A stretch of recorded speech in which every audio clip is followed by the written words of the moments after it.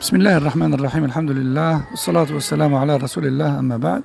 قال مؤلف البيقونية رحمه الله: وما بعلة غموض أو خفاء معلل عندهم قد عرفا.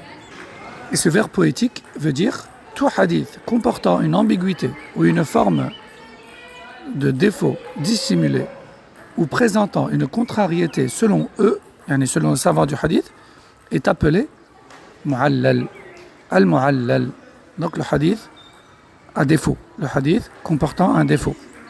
Bien sûr, ce qui est voulu, c'est le défaut survenu lors de la transmission.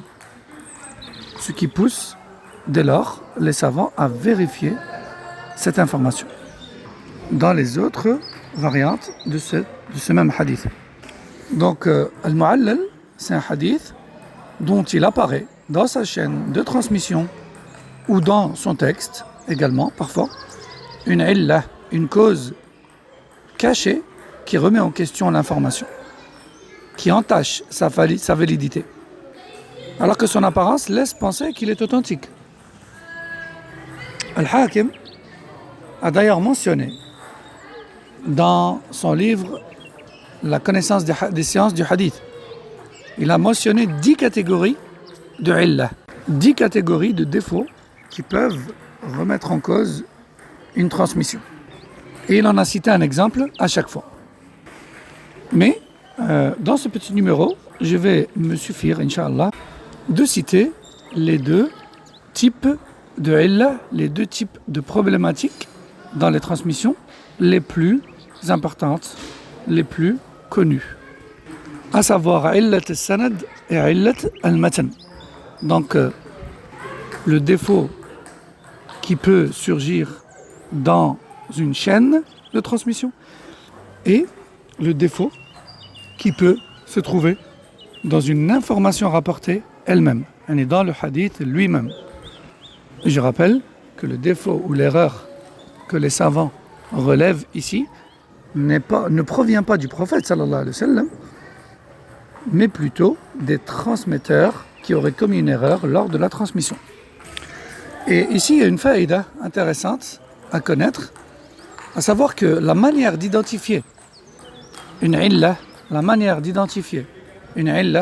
c'est de réunir toutes les voies de transmission du hadith, toutes les variantes existantes d'un même hadith, et de considérer les divergences entre ces rapporteurs, puis de comparer leur transmission et d'examiner leur mémorisation. Après quoi, le spécialiste du hadith va venir trancher en faveur de la version la plus préservée et la mieux établie.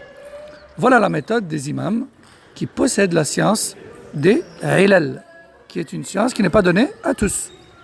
Donc, comme on a dit, il y a des ilal dans sanad, dans la chaîne, il y a des ilal, des défauts, des erreurs commises parfois dans al-matan, dans le hadith lui-même. Le tout lors de la transmission.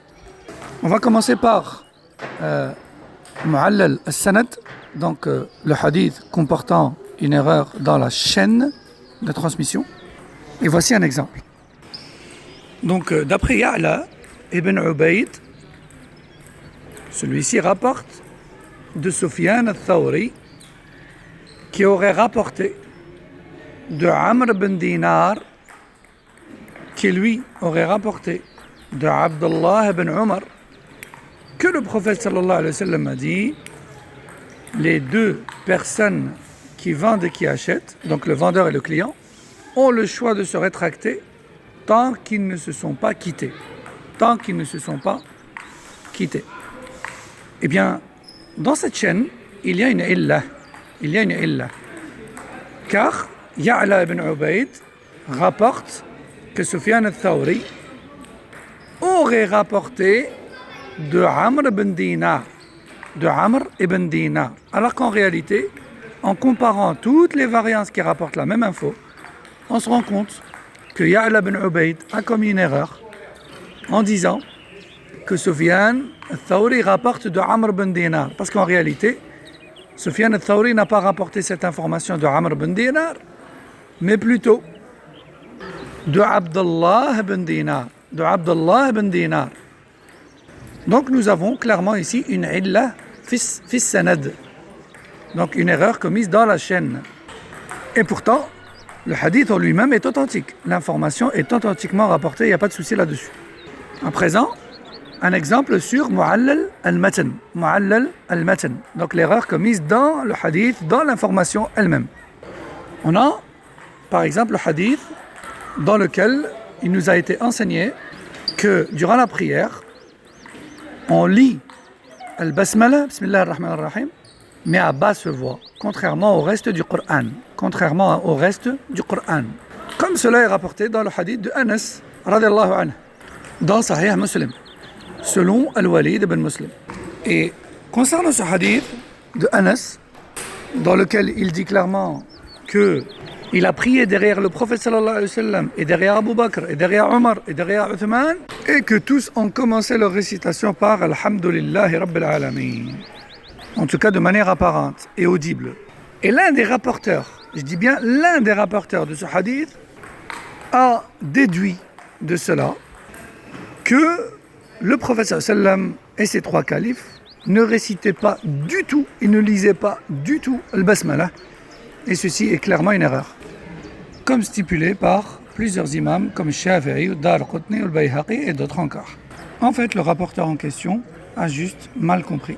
Et c'est pour cela qu'il a ajouté à la fin du hadith un commentaire émanant de lui-même en disant c'est le prophète sallallahu alayhi wa sallam et ses compagnons ne prononçaient donc pas du tout Bismillahir Rahmanir Rahim.